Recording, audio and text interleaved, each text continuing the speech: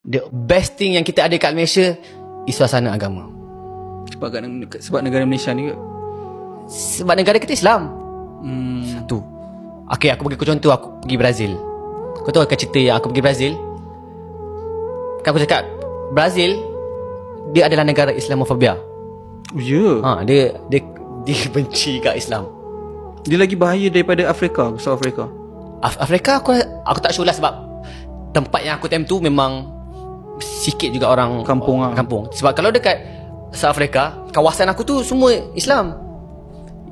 India, semua kawasan India. Dia ada kawasan-kawasan yang okey.